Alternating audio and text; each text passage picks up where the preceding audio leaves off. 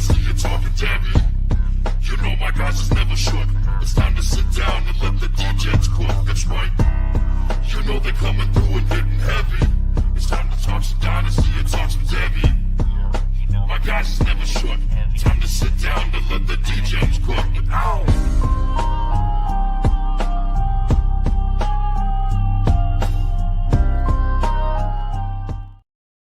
What is up, my Degens? How we doing out there? I got a fun one planned today.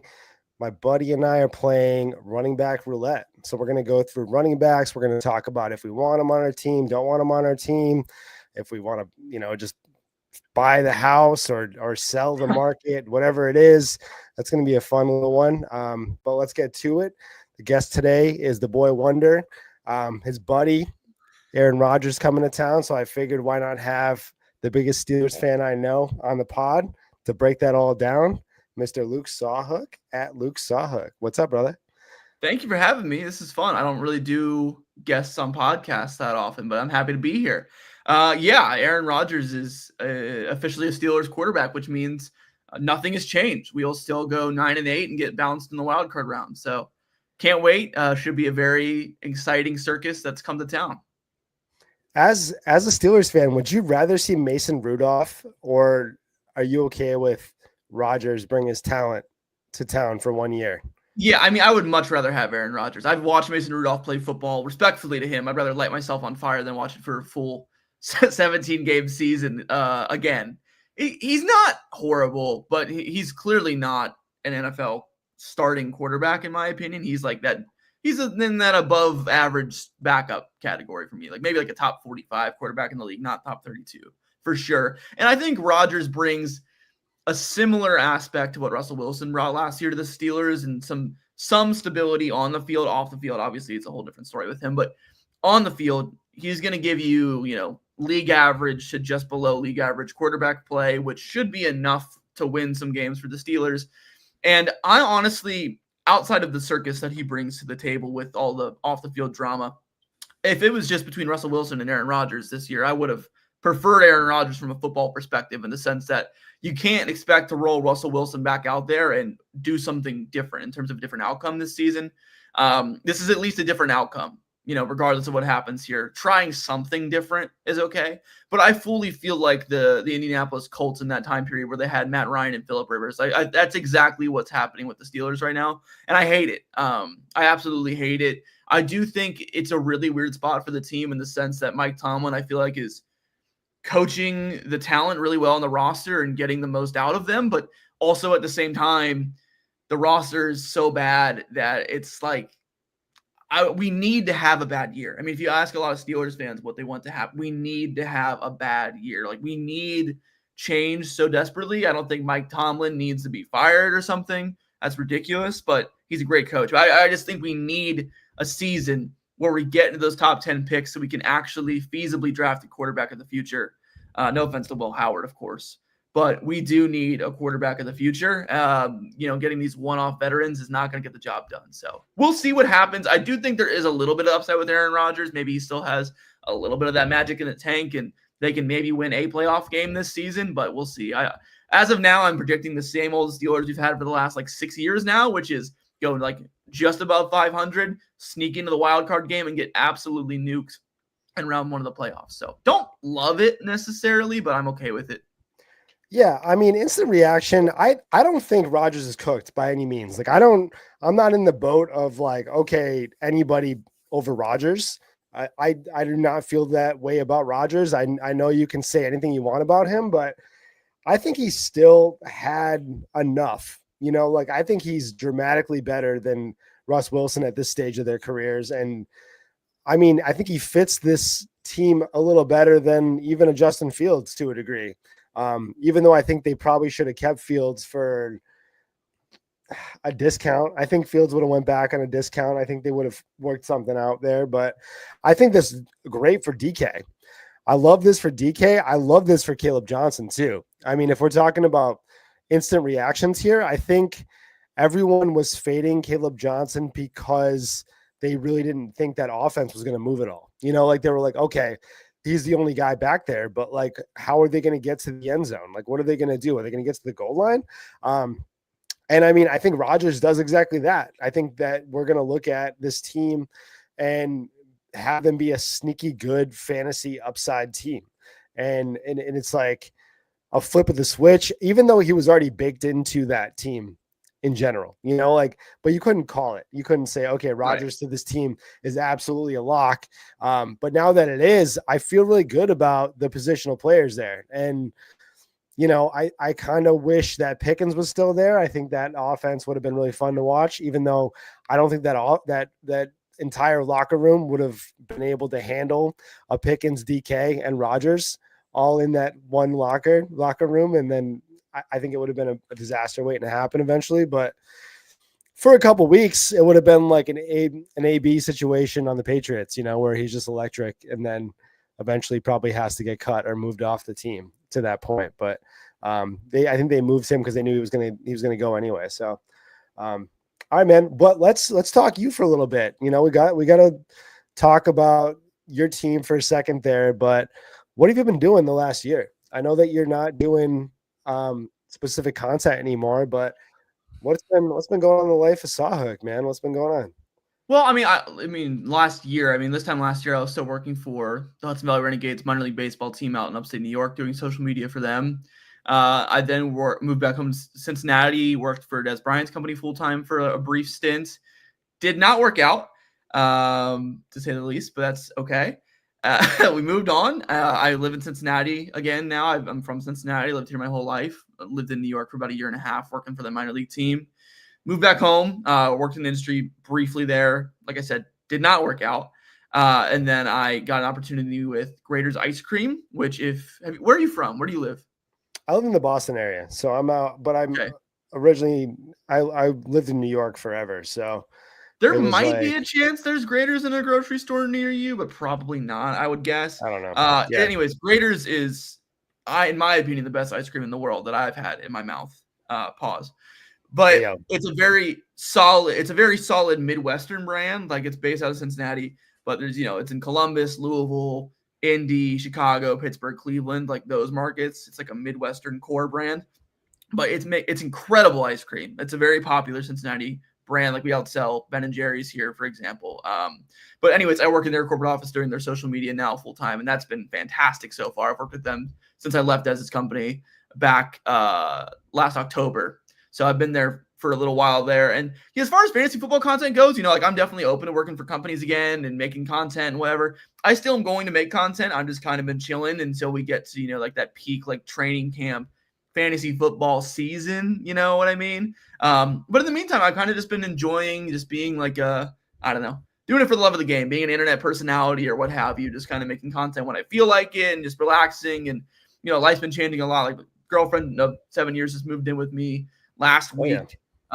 So that's been a whole thing. It's been great so far, but just enjoying life. Like I said, I didn't live here for a little while, so just spending time with friends and going to Reds games and FC Cincinnati matches and just catching up and getting back in the groove or in the city. So that's kind of what I've been up to. Just been kind of chilling and just focusing on the new job I have and doing fantasy football stuff for the love of the game. Really, again, like, if an opportunity presents itself with a brand that I think is really cool to do some stuff on the side, absolutely. But for now, it's been fun. I went to the Super Bowl and did media this year. That was cool. That was fun. Oh yeah, dude! I saw that you interviewed Barkley, and then you kind of got out there. You had a couple interviews and stuff. And how was that? It was great. I've been lucky to go to a couple NFL events as media now. They didn't invite me or anything. That's not how it works. I'm not that special. But there's a portal online. You can apply for credentials, and they've approved me for a few now, which is really awesome. But that was the second Super Bowl I went to. I went to the one last year as well. Don't go to the game. I don't go to the game. I don't apply for those level of credentials because I don't think I'm that important. But get to do the week of game media and interview at those pressers. Get up and ask questions to some of the players and stuff, and some media events. And yeah, it's a lot of fun. It's been cool. So those are the things I've been up to, I guess, over the last year. Man. You're a young buck, dude. You're living your life, man. You're kind of finding your way a little bit. Congrats on the girlfriend. That's pretty awesome. Thanks. Like, it is tough to be a content creator in general, never mind a young content creator. And you're doing all these things in the space while you're having a lot of life changes, like you're moving, you're first love or whatever, like all this stuff is happening. And it's like, dude, sometimes this content stuff can be consuming, like too consuming to the point where it's like these things in life are taken away. So it's like that work-life balance is important. Totally. Do you still talk to Des at all? Have you talked to him since that? Like, No. has there been any reach out or any conversation with him at all? Or is it? Yeah, has it I mean, been, like scorched after I earth? left the company, I don't really want to get into it too much, but it didn't end on great terms. He reached out to me again back in like a couple months ago. Nothing really happened. He just kind of reached out and checked in, but we don't really talk. It is what it is, Yeah. you know. Yeah, No that's all right. hard feelings necessarily there. Just didn't really work out and just kind of moved on. Yeah. Yeah. I mean, dude. Yeah, we can't speak on that. I think there's, it is what it is. So I get it. I think a lot of people were very surprised at how all that played out, but I guess that's water on the bridge at this point in time.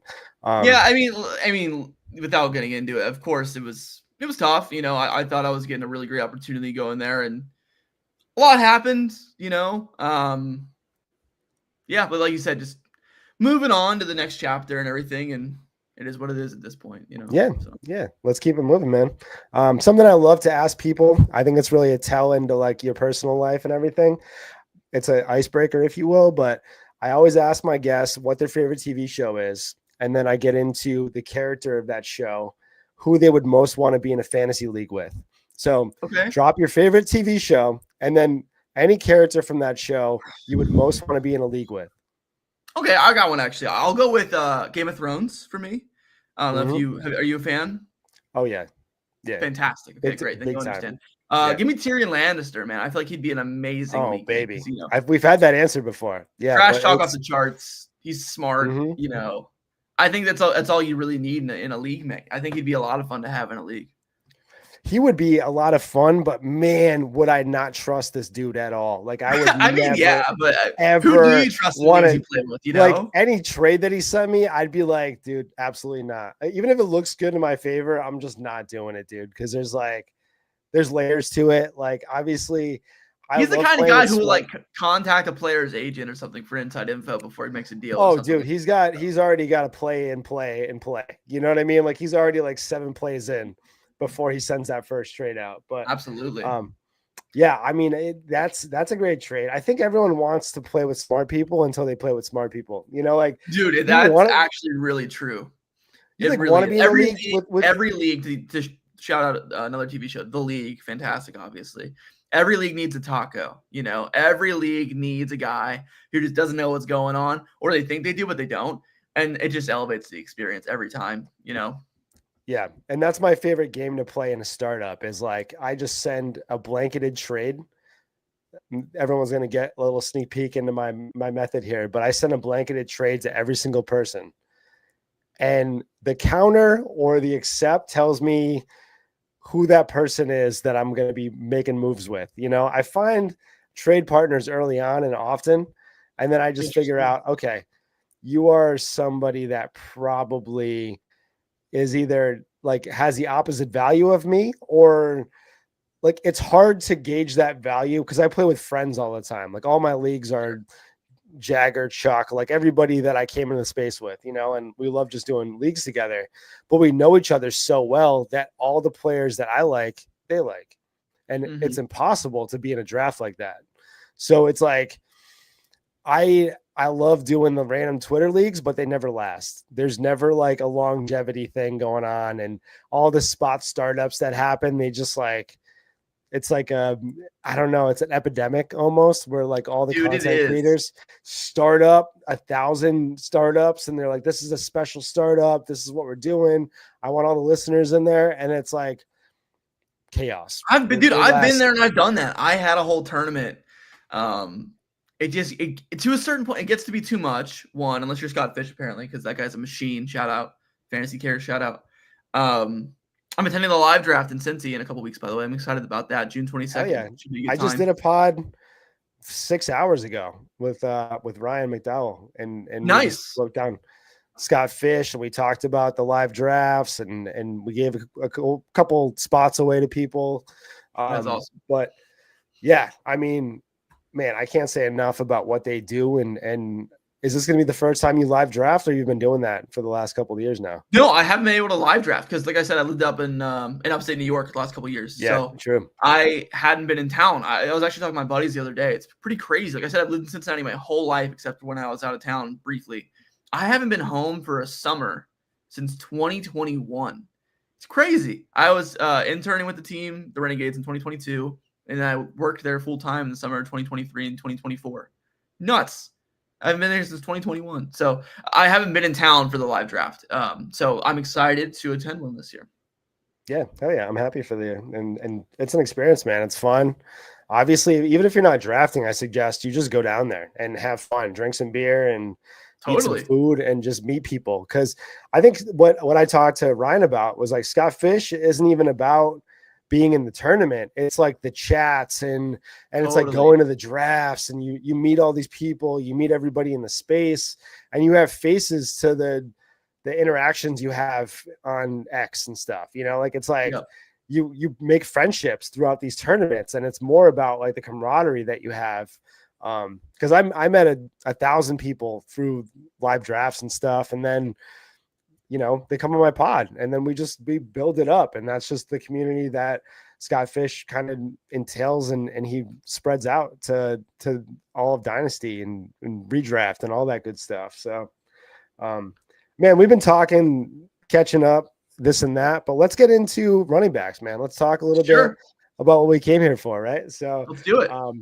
Yeah, I'm going to throw some names out. I'm going to talk about, this is more of a next season thing, I think, but we're a Dynasty podcast, so we are going to put a Dynasty spin on it. But you tell me what you want to do with these guys. Do you want to, if you have them on a Dynasty team, like there's these guys that in a running back world, I don't know how you feel about it, but there's a window. Obviously, running backs don't last as long as wide receivers, even though recently we've been looking at these running backs, and we got the Derrick Henrys, the James Connors, like even Barkley is in his prime now at a late 20 age. So it's like they're lasting longer. They're taking care of their bodies a little better, whatever it is. The whole stigma of like after 26 running backs die hasn't really been the case the last couple of years. Like it hasn't. Obviously, there's some outliers and they jump it, but like for the most part, people are playing in a 27, 28. Mm-hmm.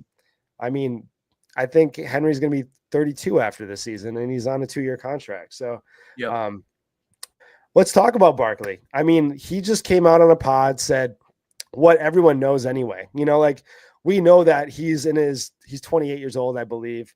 Like you have 2 to 3 years at that age, even if you believe he's a vampire, you know what I mean? He's got that Frank Gore to him, and he could play forever. It doesn't play out like that. Like they're good until they're not good anymore. It's like the Julio Jones effect, where he's like electric, and then just boom. It just happens, man. Especially with running backs, they call it themselves most of the time. You see them be productive, but at the same time, you don't know what's going on with their bodies. So with Barkley, we know what's going on. We know the season that he came off of. Would Barkley be a dynasty sell for you? Or do you want all of the Barkley for the next 2-3 years? Like, would he die on your roster? Or is he just peaked out to the point where, like, you want to sell him? It's tough. I think it depends on your roster construction, because in Dynasty, the way I play, I'm usually the guy who sells all his picks and just has an all-in, nuts on the table contending roster. So if I have one of those teams assembled, I'm fine to hold Barkley, because I do think right now is the time to sell. But also it's to the point where it's like everyone knows that. So like I feel like it's actually harder to get a return for Saquon in Dynasty leagues when you're actually trading with your league mates than, if you put it in a trade calculator. His value on paper is higher than I think it might actually be in real life to a degree, and like trade value. So I think like if I was a Saquon Barkley manager and I was a contending team, I'd be holding. Definitely not buying. I do think this is a good time to sell. I do think his value on paper won't be higher ever again for the rest of his career at this point, it is a good time to sell again. But I do think it's hard to get good value for him because people are aware of the age that they're buying with the price tag, how many touches he had last year. He's on the Madden cover now. That's going to freak out some people, I'm sure. Like it's difficult to get high value for him, I feel like, or as high as it should be for the production you're getting. But I do think I'm at a hold/sell standpoint right now. Yeah, I think obviously if you are a complete contender, you want Barkley, like I think I would ride until the wheels fall off. And Right. I think that everyone's been screaming sell Derrick Henry for the last 5 years because At they least don't 5 expect years. him It to. feels like forever. It feels like forever. It feels like his entire career has been a sell Derrick Henry stick. But like Barkley, to me, I think has 2 very good years. And this is projection, but it's really Barkley is a jump cut. Like he works on angles a lot. Like you're looking at somebody that is hip work, everything to his game. Whereas like a Derrick Henry's a straight line runner, So like Right. Derrick Henry will run right through you, or he'll just run through that hole. Barkley's moving around. So I think with his skill set, I don't feel good about a 31-year-old moving his hips the way that a Barkley does. But like that's all guesswork at this point. And I've been wrong about many running backs in my history, but Haven't we all? Yeah. And with Barkley, right? Would you trade him straight up for any of these rookie running backs that are coming in? If you're a non-contender and you're like, I want to get younger, and somebody's floating around an Amari Hampton, like straight up for Barkley, would you make that move because he's looking at the 102, 103 range, and I think that's where Barkley kind of slides in as far as value goes. But would you make that gamble and want to just move off of him for a younger piece, or you need something more there? I feel like for Hampton, I would maybe want like a little cherry on top, maybe like a 2027 second or something. I think then I'd pull the trigger. But I think that's very close. Absolutely. I mean, outside of him, I think I'd pass on any of the other rookies straight. Genty, obviously, you would take it. But Hampton, I think, is right there.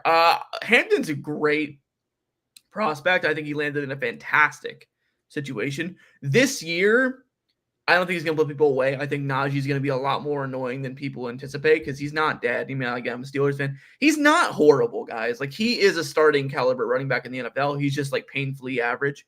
So, like, I think he's going to get a lot of carries. And also, the Chargers are, I think, honestly, top 5, maybe even top 3 running back situations to go to as far as a team right now.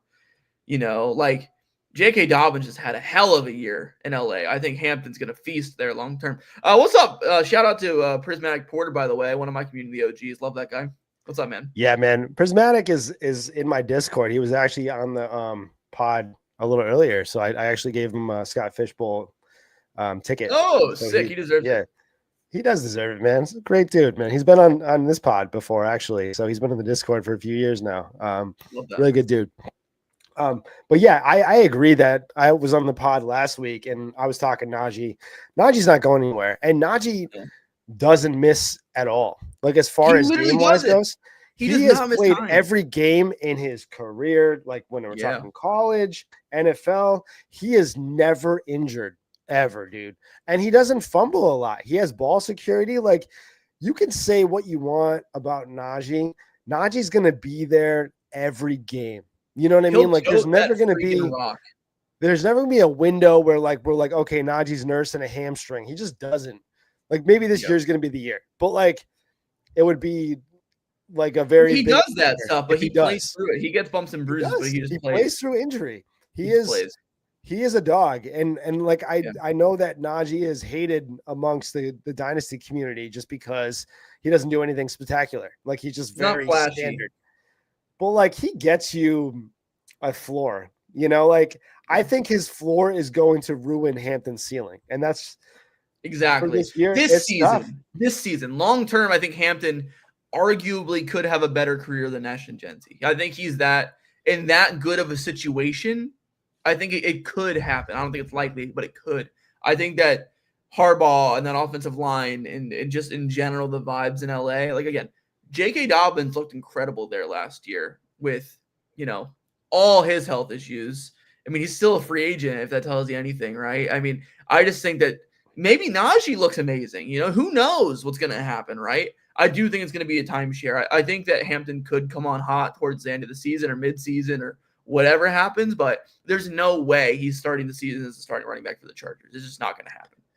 Yeah, I think it's going to be an ugly timeshare for a little while, and they're going to each get their money though. I think like big games are going to be swapped back and forth between these guys, and I think that's really what we're looking at for a lot of these guys. And I mean, outside of Caleb Johnson on your team, there's a running mate in all these backfields. Like Genty is Genty. Genty said it, forget it. But we're talking Travion Henderson. Ramondre is Ramondre. Like he's another Najee-esque guy. Like he's like he doesn't do anything that well, and he does fumble a lot. So I think there could be a better path for Travion year one too. But I think Caleb is set it and forget it as far as volume wise goes. And now that he's with Rodgers, I love that fit. Well, I will mention Jaylen Warren does exist, but I do think that ultimately Jaylen Warren is very overvalued in the fantasy football community. Like his ADP, I mean, it's not high, but it's definitely higher than it should be. I think that it is going to be maybe not day one, but I think by week 4 at the latest, Caleb Johnson's going to be the primary back, like at least 60% of the touches. Yeah, I think Jaylen Warren is very effective in his role, but his role couldn't expand just because of he's not his a bell skill set, and he's not built like that. Like he is a very good complementary back. Like he could have a role like I don't know, like a very good. I mean, like I'm not going to say Warren. James White. Yeah, just think like a Jaylen Warren. Like we're talking about somebody that's going to live in that 35% category as far as usage goes. That's exactly what he is. He is not a starter. That's fine. And that's still going to have a 65 to 70% share for Caleb. And I think that's going to be perfect for both of these guys. And does J.K. Dobbins going to Denver? Like, are you an RJ Harvey guy? I'm not. I don't think I am, dude. I don't dislike him. I just think that he's being very hyped up right now, and I'm worrying that it's not getting to the point of being dramatic. But I worry it gives me Clyde Edwards-Helaire energy to a degree, in the sense of no one was really clamoring for RJ Harvey before the draft. I mean, some people liked him, of course. I mean, I'm not ridiculous. People liked him. But RJ Harvey is like the darling of half of fantasy Twitter, it feels like, in terms of people being like, oh, he's rocketing up rookie draft ADP. People really like RJ Harvey in Denver. But did Dobbins end up signing there? I saw he visited. No, he visited. I think it's like he just posted. It's pretty likely, right? A highlight video. I think he's going to go there. But so I mean, if he lands there with Estime and Harvey, that definitely muddies the waters a lot for me. And also, like I said, I think his ADP is rising just due to opportunity, and I understand that. But also, like, I'm not sold. We need to see where the ADP shakes out, around August. Obviously, it's June 5th. But right now, I'm on the RJ Harvey's overrated train, I believe. Well, yeah, I was big on RJ Harvey. I'm friends with Debro, and we went on a pod together, and we talked about RJ Harvey and nauseum for like an hour and a half, like just straight RJ Harvey, a full RJ Harvey pod. I'll link that to you if you want to listen to it. I'm not a big RJ Harvey fan. Like, I like what he does, because I think what he does is like he's solid. With outside runs, he's explosive. He is somebody that I think could be like lightning in a bottle, where I say I think he could have a great boost of value that won't be long term. I think it'll be like a year or two where he's like super valuable and super good in fantasy. But I don't think that he has the in-between tackle running. I don't think that he has the full, I guess he's not like a polished full-time back to me. He is like he can be super explosive. He can get that yak. He can do it. But I think if he gets in this position, like I'm not going to say Javonte Williams coming out because people have this bad taste in their mouth with Javonte Williams. Dude, when he was coming out of college, he was absolutely explosive. He was a And demon. he was explosive, dude. And Yeah. I see that with RJ Harvey. He is absolutely explosive. He doesn't have the weight, or he's not a small dude, but he's not like super big by any means. But like, I don't know if he's going to see the volume that people expect him to see. And Agreed. I think that's going to really deter his fantasy value. And people are taking him over Travion Henderson, over Keyshawn Judkins, Caleb Johnson, all these guys. And I think that his value made a lot more sense to me when he was like a early second. And I was like, oh, he's a big time buy. I want all RJ Harvey at that spot. I don't want him at the 106. I do not. Like, no, absolutely not. Taking him over a Henderson or a Judkins is ridiculous to me, quite frankly. I mean, the age as well. I mean, he's an old man as a prospect. You know what I mean? He's 24. That's not young for a rookie running back. You know what I mean? It's not a detriment. You know, it's not going to make or break his career necessarily, but I don't love it. You know, I think Henderson and Judkins are clearly more talented prospects, in my opinion, especially Henderson. I think he's a very good prospect. It's a little murky there year one. I'm not huge on him in redraft, but I do think long-term he's going to have a great career. So I think Henderson is a really good target for best ball. And then I think he's also, best ball for sure. I mean, if we're talking PBR scoring, he's got to be somebody you tap just because he could be the wide receiver one on that team. You know, like he could be catching the most passes outside of maybe Kyle Williams on that team because I'm a booty man. What can I say? I know. I mean, I like Booty too. I feel like he is what he is, though. I don't think he's ever going to be a one on a team. And I don't think they really have, unless Diggs, you know what I mean, gets off the boat and comes back fully healthy. And he's too busy eating pink pop rocks, man. I don't know if he's going to. Hey, I feel like he's got a lot of, he came there because he wanted to get paid, but I think he also wants to be the man. And he wants to show Buffalo. He absolutely wants to be the man.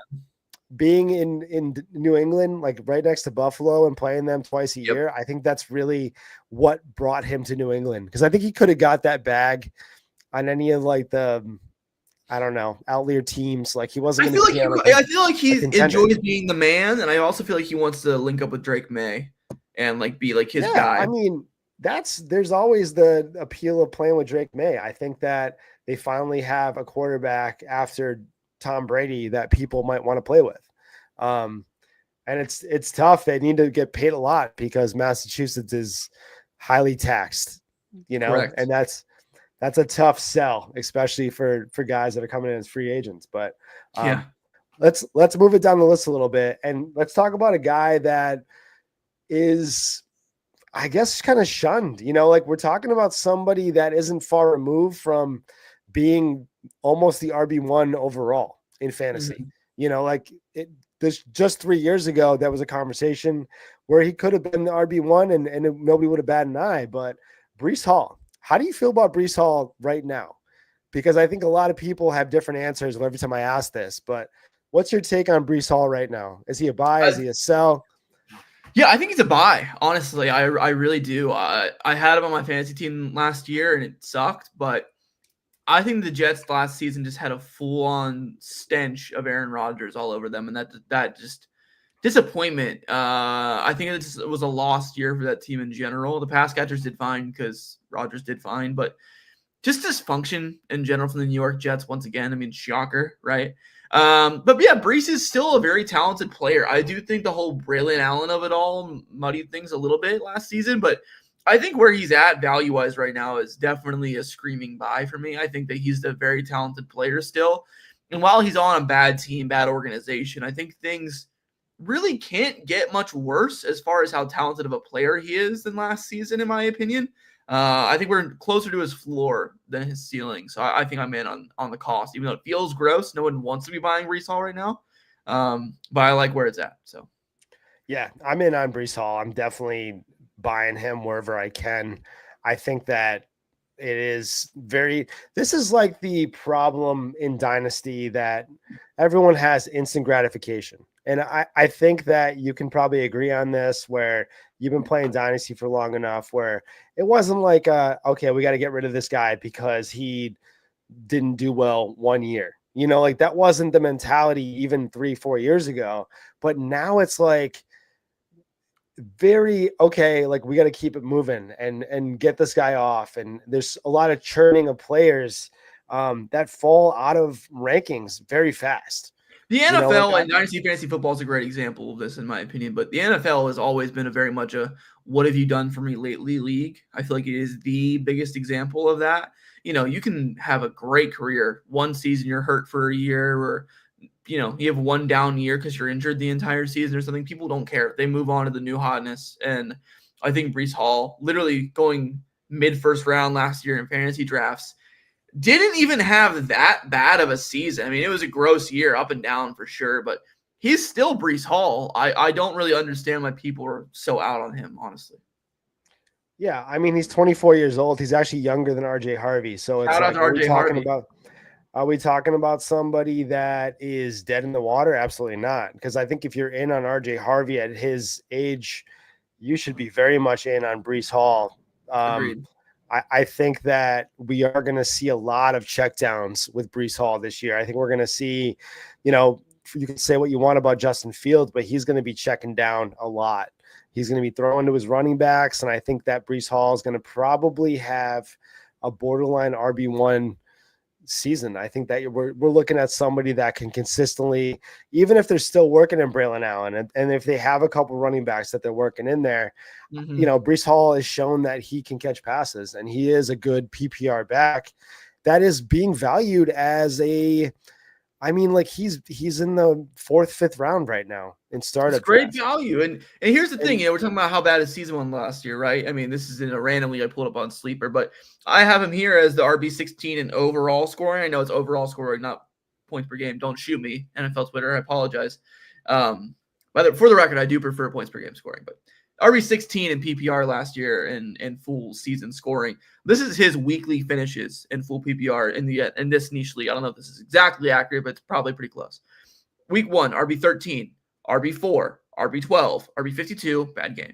RB38, not great. RB7, RB6, RB32, 29, 18, 3, 46, 21, 21, 33, 7. Like, that is not that bad of a season. He had some really good games in there still. And also, I want to mention, too, only 5 rushing touchdowns. That's a low number. He did get 3 more through the air, so 8 on the season in total. That's pretty good, I guess.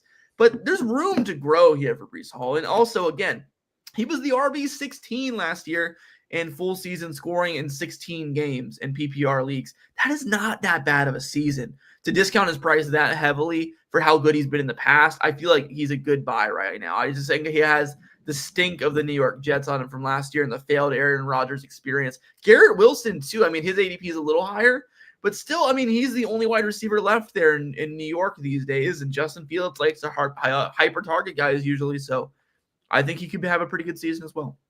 Yeah, I mean, we're talking about Breece Hall being drafted as the RB12.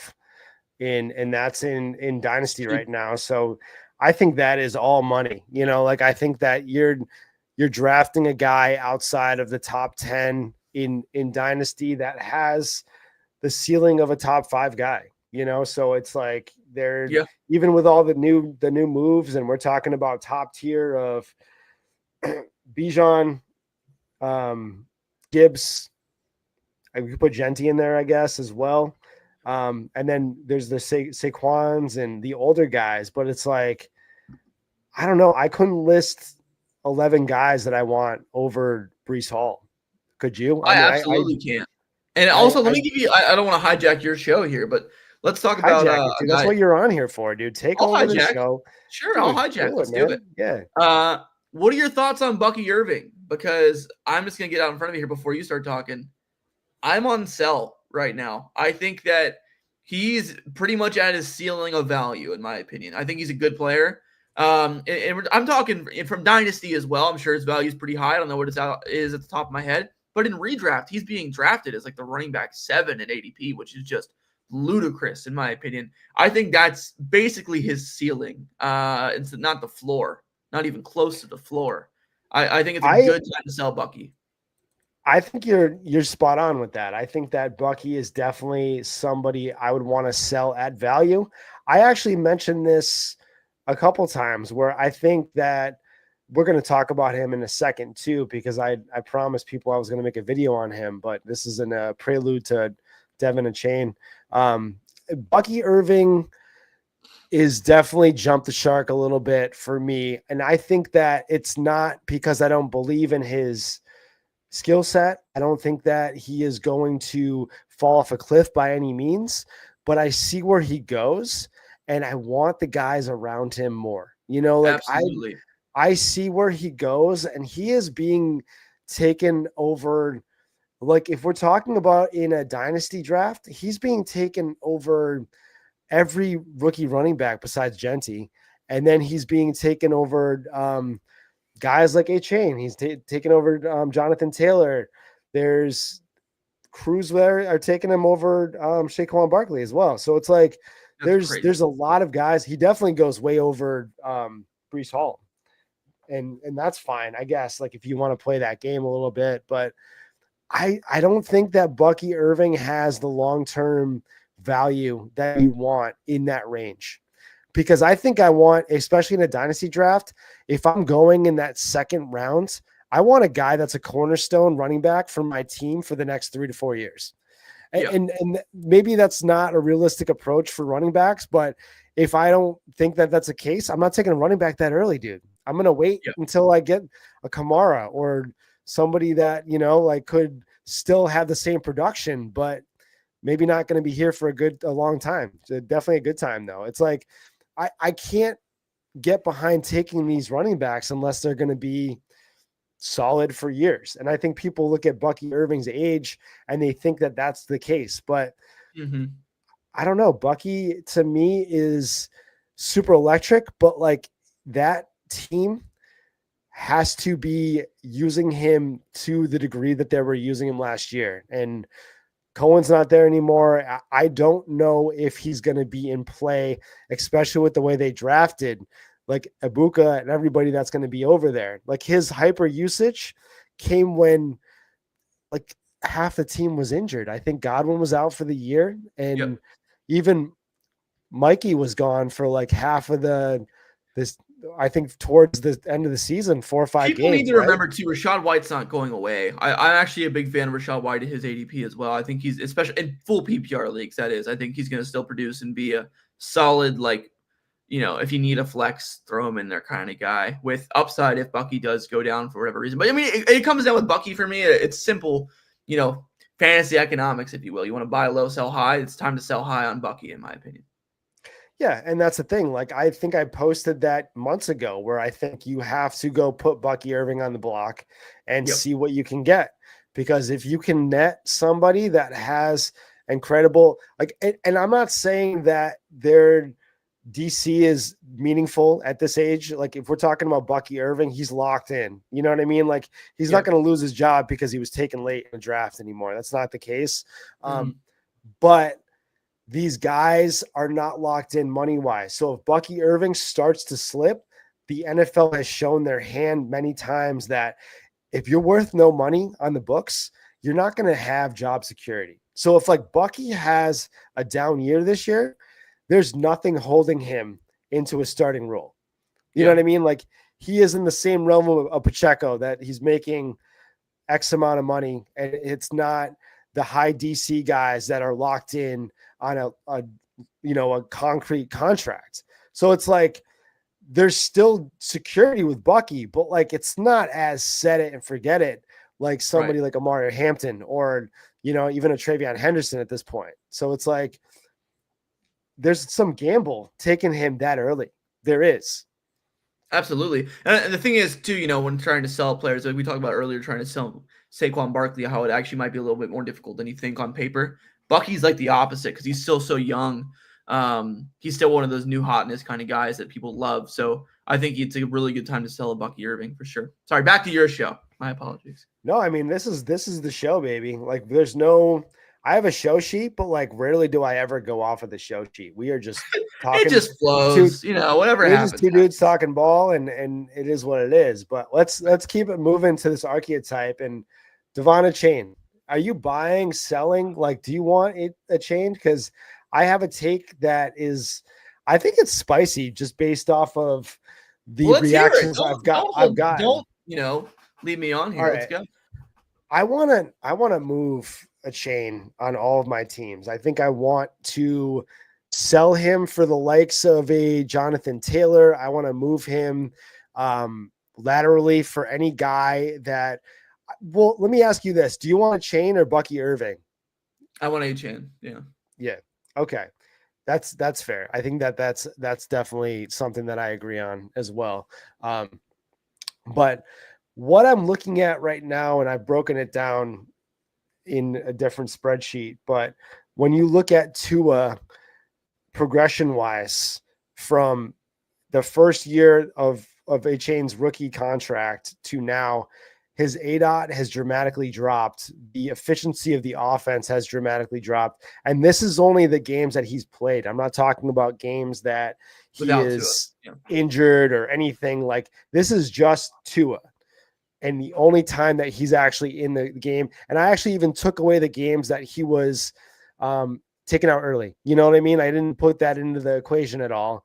But he's dropped at least, I think it's 0.7 to 8. And that scares the shit out of me, to be honest with you, because I think we're talking about a team that doesn't run as efficiently as it has in the past in general. And I know that he had a really good year last year, even without Tua being efficient and everything that was coming to play. But that can only go on for so long. And I think that once your team is unable to move the ball effectively, the run game, regardless of, how electric the running back is, it does get affected, and it will get affected. And I think that if Tyreek Hill by chance is off the team at some point this year, which it looks good and then not so good, and I don't even know what to make of this. Like, if Tyreek Hill got traded tomorrow, would anybody be like that surprised? You know what I mean? No. Like, would that be like a shocker to a lot of people? He's literally traded that he wants out of Miami like 4 times at this point. I think Miami is a seller. I don't think they're contenders by any means. I think when they blow it up, honestly, to a degree. When they look at that roster, go ahead. Sorry. No, I'm just saying, when you look at that roster, there's not a team there that is going to be a successful team in the playoffs. No. I think that they are looking at the wild card at best, and that's probably their ceiling for however long they have Tua and forever how long they have this team, right? I think for me with the Dolphins, it's the Tua and the pass catching options this season feel gross because I have no idea what the hell is going to happen there. But for Achane, I'm in because I think that I don't really love running backs that just feast on volume for fantasy because it feels volatile year to year. But I think that Achane's so efficient on a per touch basis, and Tua's ADOT drops to the point where I think it helps him in PPR. He gets more targets. He is hyper targeted. He is fed the ball, and I do think even if this offense sucks, you're talking just about games when Tua was in. Games where Tua was out last year, I had Tyreek Hill on my team in one of my main fantasy leagues. That sucked to watch because he was getting open downfield. Tyler Huntley couldn't hit him to save his life. It was horrible. But Achane was still feasting. He was still having top 5 running back weeks in fantasy football. So to me, last year I think is the worst case scenario in terms of, right now in the current state of his career, what you're going to get. And I also think that he's not valued in Dynasty as a top 5 running back or a top 3 running back, but he's giving you that level of production. So I think right now, honestly, he's a really good hold or maybe even a buy in Dynasty because he's still young. He's been extremely productive, and I think he's undervalued, honestly. Yeah, I understand wanting to sell him because the Dolphins are an interesting organization, and I think there is a lot of turmoil there. But I think the production with the price tag and the age factored in, I think he's a pretty good value. Like, I think if you showed somebody blind his stats and his age and his track record, people would be higher on Devon Achane than they are currently with everything factored in.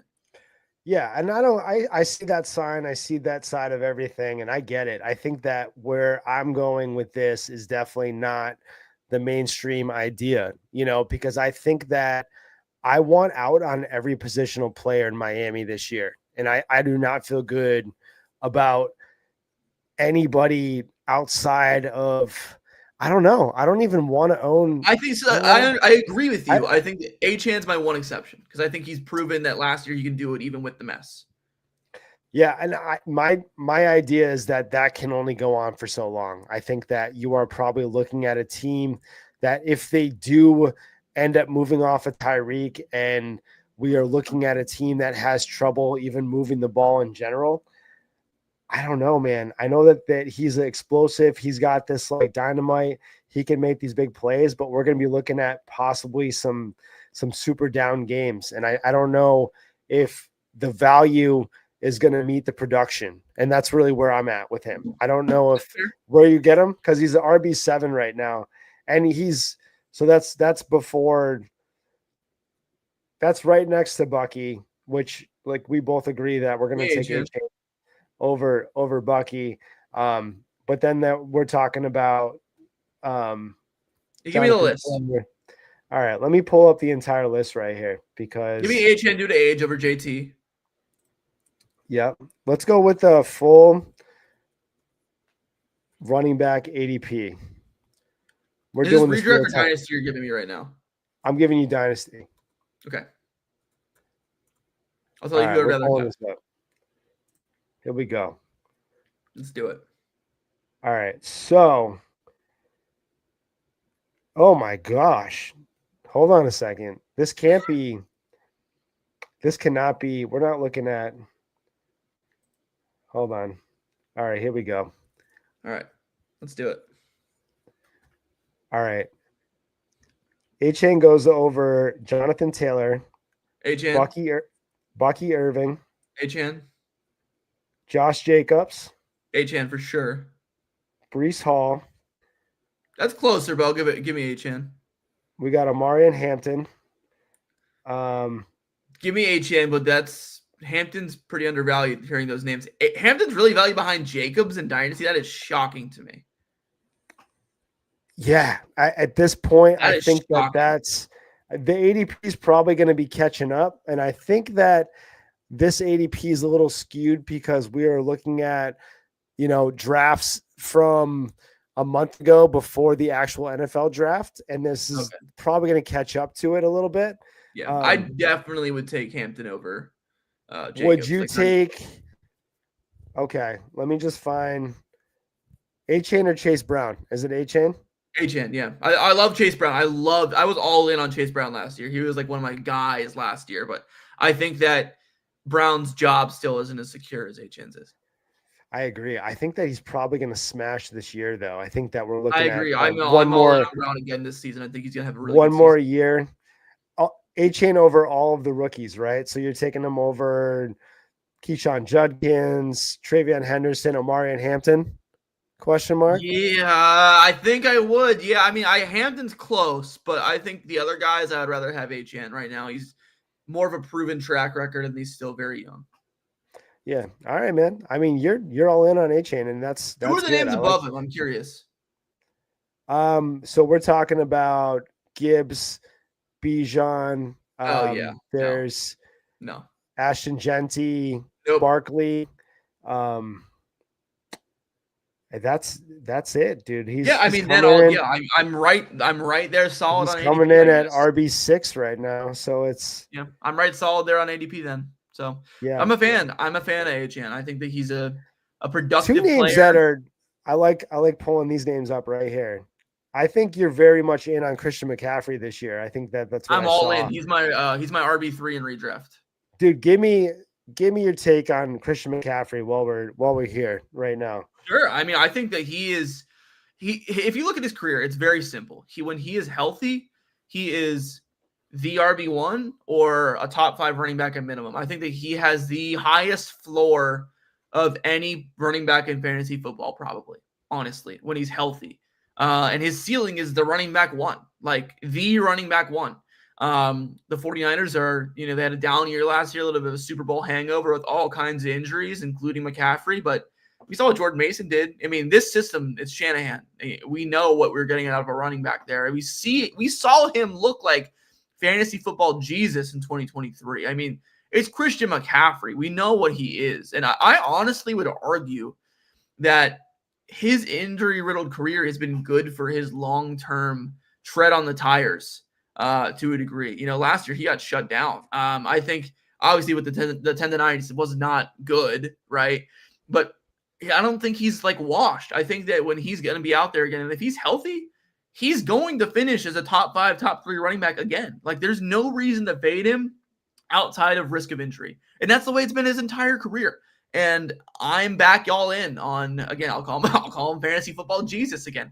I think when he's healthy, there's no reason you shouldn't want to draft him as a top 5 pick. And it's scary. It's scary. I get it. Like when you're looking down the barrel and Christian McCaffrey's right there, it's like, okay, well, I'm going to draft this guy and he could ruin my season, or he could carry me all the way to the promised land. And that's the swings I like to take when I draft. And I think McCaffrey, who's literally going in the mid-second round, by the way, hello, what is happening?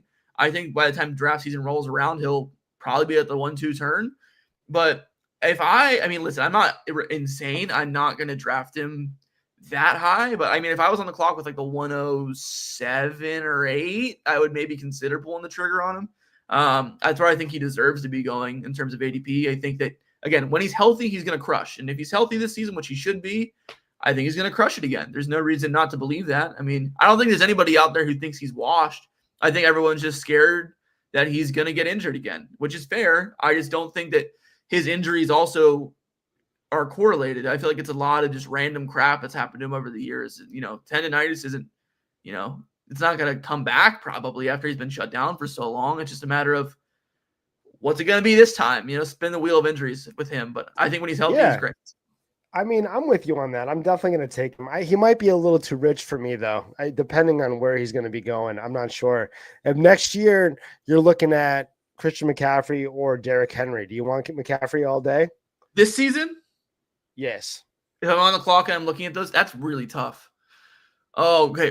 Quick war story. In my redraft league last year, I passed on. I didn't pass. I mean, I guess I did. I took ETN 1 pick before Derrick Henry, and it haunts me every night before I go to sleep.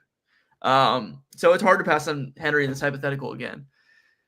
Speaking of safe players outside of injury, I mean, he's getting old, but Derrick Henry in Baltimore, I mean, he could go rush for 15 touchdowns this year with his eyes closed because that offense is so potent on the ground. Man, that's tough. I think regardless of ADP, just in a vacuum, I think I'd rather have McCaffrey. I think his ceiling's higher.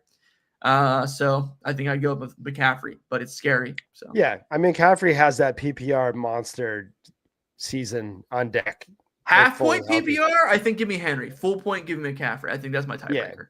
Yeah, I'm with you on that. I think that the ceiling play is always going to be McCaffrey, and it depends on what your roster looks like. Your roster construction is everything. You know, like obviously you're going to be taking these guys a little earlier than you know what your roster is going to look like. But I think if I have a lot of boom players and I have high ceilings, Derrick Henry is absolutely, you know, what you're going to get with him. It's safe and it's going to be consistent. You know, like whereas you want McCaffrey if you need that high ceiling play, and most people just want that high ceiling play. So I mean, I don't know why you would. Here's the dream scenario. I think is you're sitting at like the 112 this year, and you could get McCaffrey in a wideout or like 2 running back. Dude, if you could get Henry McCaffrey at the 112, like 201 turn, I think my pants would like fly off my body like automatically. Like that's what more do you need? You know what I mean? Like that's just and especially talking about like Scott Fishbowl, if we are talking about Scott Fishbowl, like the scoring in general is like volume. Super PPC points per carry stuff, like all running backs all day. So it's like these guys are all going to be going super early. It's going to be like tight end running back city. I think what I was talking earlier was that you're going to get crazy value on quarterbacks later because I think everyone's going to be reaching on tight ends and running backs at that point. You mentioned ETN. Do you see a world where he's going to come back and have like value, like shot into his body as far as like coming back from last year?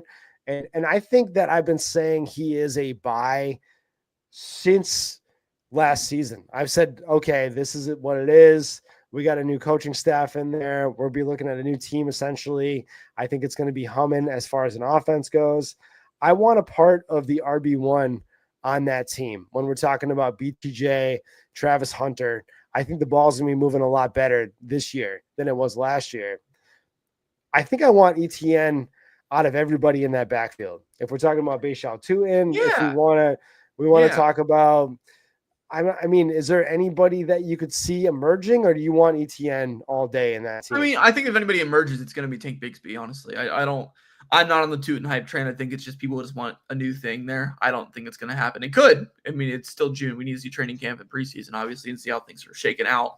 He's talented, but, I do think ETN, there's a world, Liam Cohen's coming in, new offense, new coach there. But seriously, I'm not joking with it. That haunts me in my dreams, drafting Travis Etienne last year. He's, I think, the only player in the NFL right now, besides maybe Deshaun Watson, who's not active, or Justin Tucker, I guess, too, who's not on the team. I refuse to draft him. Like, I will not draft him ever again, probably. I think he cursed my team last year. I really do. It's a fantasy football superstition type B. I think he cursed me. So I will not be drafting him. No, but I mean, all jokes aside, I do think that there's good value there. I think that he has so much stank on his name right now that it's a good time to buy. Also, will I buy? Absolutely not. I want nothing to do with that man ever again. So, yeah, fair. I mean, you said both things at the same time, essentially. So, if you want to give me my actual take is, I think it's a good time to buy for Travis Etienne. I think he's a good value, but I will not be buying because I think he cursed me. That's my take.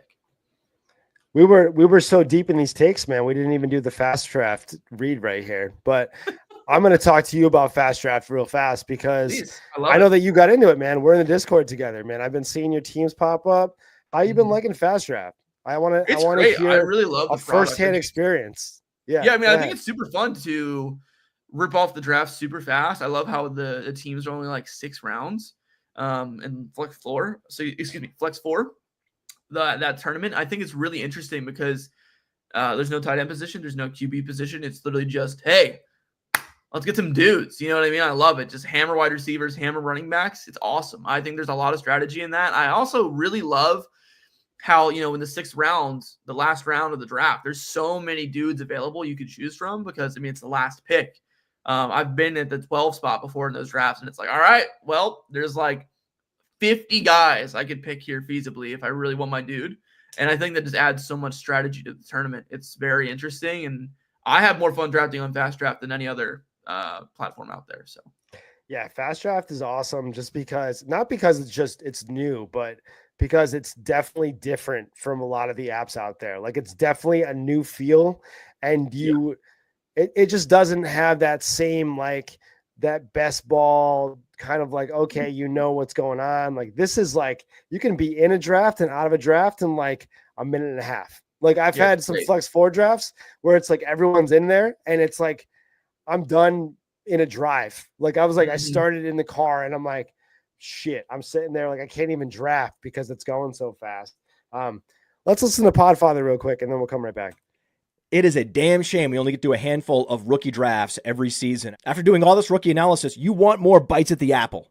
And that's why we have the Fast Draft Origins tournament. You draft 6 rookies, the top 4 into your lineup. It's best ball style, and it's just $5 to win a $5,000 first prize. So if you're passionate about Taj Brooks or RJ Harvey, get on Fast Draft and use your favorite creator's code to get a $50 deposit match. A $50 deposit match to go make thousands of dollars drafting the rookies that you know and love.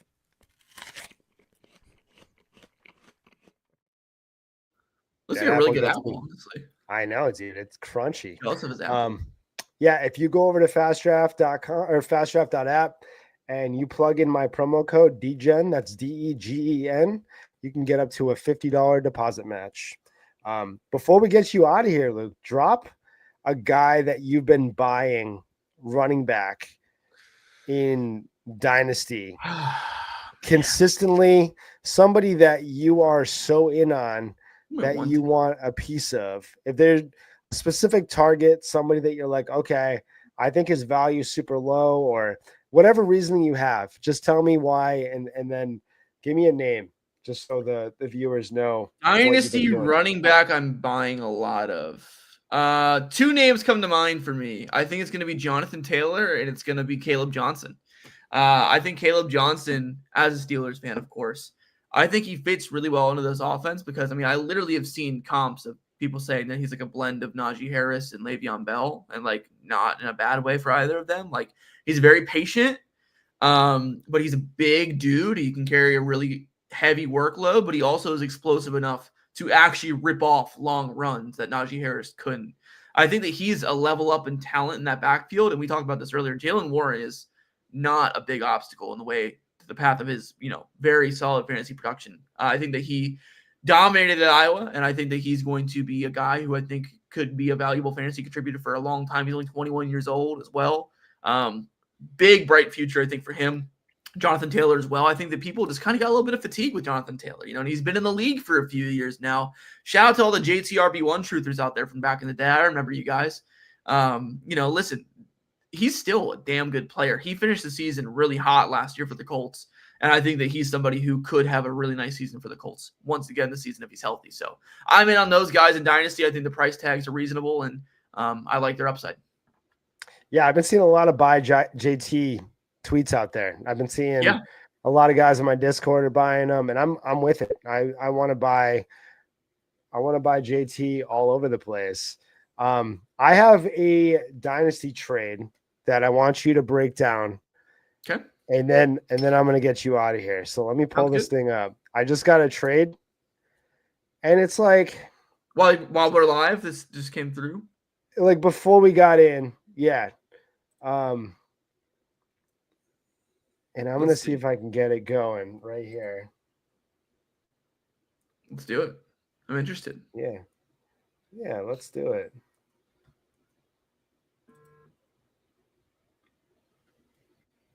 All right. So I receive Anthony Richardson. Wait, real quick. Is this Superflex? This is always so it's Superflex PPR. So we play in a 0.75 tight end premium, 0.25 PPC league, 12 teams, Superflex. 2.5 points per carry? 0.25. So like 0.25. Okay, sorry, go ahead. Continue. Yeah. All right. So it's Anthony Richardson, Jaden Daniels, Trevion Henderson, and a 2028 second rounder.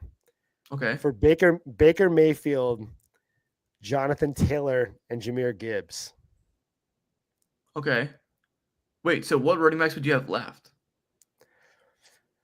On this team, I would have. This is going to give you PTSD, I think. So Travis Etienne? Yeah, actually. So I would have Etienne. I would have Jaden Blue. It would be pretty rough, dude. This would be I'm probably selling it right now. Who's what? Who are your quarterbacks right now? Oh, I have Hurts. Okay.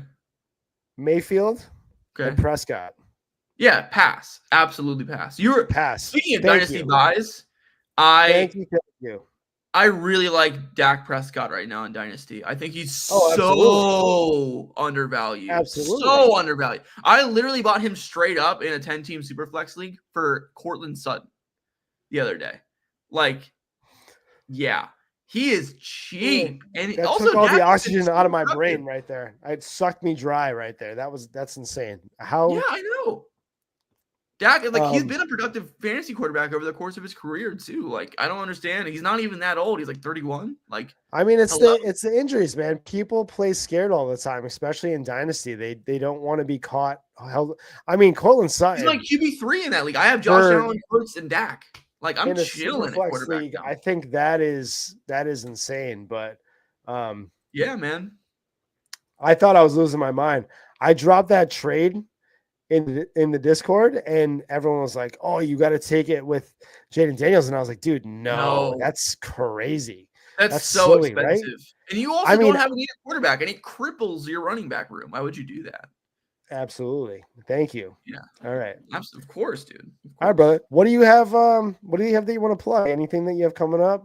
What kind of flavors? Nothing of ice cream really, you man. I cooking mean, up? just like if anyone out there doesn't follow me on Twitter yet or follow me on any social media platform, really, just at Luke Sawhook. And then listen, if you live in the Midwest and you want good ice cream, go get some Graders, I guess, because I work for them and do their social media. If you want to check out my professional social media work, follow Graders Ice Cream. It's GRAETERS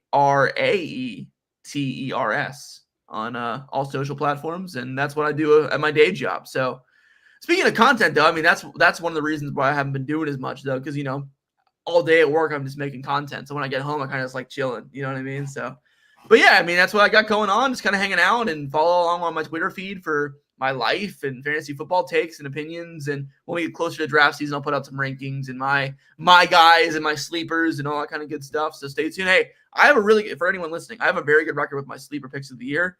2021, we had him on our St. Brown was my sleeper pick of the year. It's my guy. Best thing I'll ever have in my career. I flag planted him as my prospect of that entire draft class before the draft, and of my sleeper of the year. Number one most rostered player on championship rosters. That's my flex of the night. I don't flex it off, but that's my flex of the day. 2022 was kind of bad. There was Treylon Burks and Drake London. I did 2 sleepers that year. Didn't really work out. Drake London's fine. Burks is horrible. 2023 was Jordan Addison. That worked out pretty good. And then last year, my sleeper was Lab McConkey. So stay tuned for this year. We'll see how we do. But that's what I got cooking up. Yeah, follow Luke. Definitely, if he's a free agent as well. So if you guys are looking for a young stallion to possibly make some content for you, I do it all, folks. I write. I'll put my face on camera. I'll do a podcast. I'll run your social media. It's my day job. So that's actually what I've got the most job opportunities within the industry, honestly, is doing social media for companies. So, dude, I mean, at this point, I think that's where the money is. You know what I mean? If you have somebody that's running your social media and can play the algorithm game, I think hey, listen, it's either get $1,000 a month for social or get $5 per written article. So I usually choose the social. I think that's probably the right move. Let's answer this guy's question real quick before we get out of here. He wants to know if we would trade a 26 first and a 28 first for Derrick Henry and a 27 first. Interesting. I think I would do it, honestly. I mean, I would try to counter and downgrade the 28 first to a second or something, but I don't hate this. I think the 27 class looks really good, and I feel like is Derrick Henry worth a first at this point? If it's a late first, I would say, yeah, I think so. I think that I personally, people, Dynasty players talk about windows they play in. I play for a 2-year window. That's it. I think it's impossible to predict the NFL 3 years plus. I mean, if you are Henry's going to give you good production. 2 years. Yeah, if you're contending, I'm fine with moving a first for Henry. And I do like the 27-7 class. The 2028 class we don't even know what's happening. Like, that's so far out there that it might be a regret at some point, but we don't even know if we're going to be alive for that long. I have no idea what 2028 is going to bring. So it's like, I think I'm fine with that. It just feels like there's got to be a cheaper way to get Derrick Henry, to be honest, but you do it because it's going to move you to the top and you're going to win some money, and then everything's going to be fine. And all this pick stuff doesn't matter once you have the bag. Exactly. So, that's what I'm saying. I'm a contending boy. I appreciate this trade here. Yeah. All right, man. Well, I appreciate everybody in the chat. I appreciate all you guys joining us today. Definitely go follow my man Luke at Luke Sawhook. So I love that he's got his name as his hook because it's a lot easier for me to remember. And for the Degens over here, we have the Devi Pod dropping on Monday, and then I have a couple specials dropping next week. So once again, I appreciate you guys joining us, and we'll catch you guys next week. Later.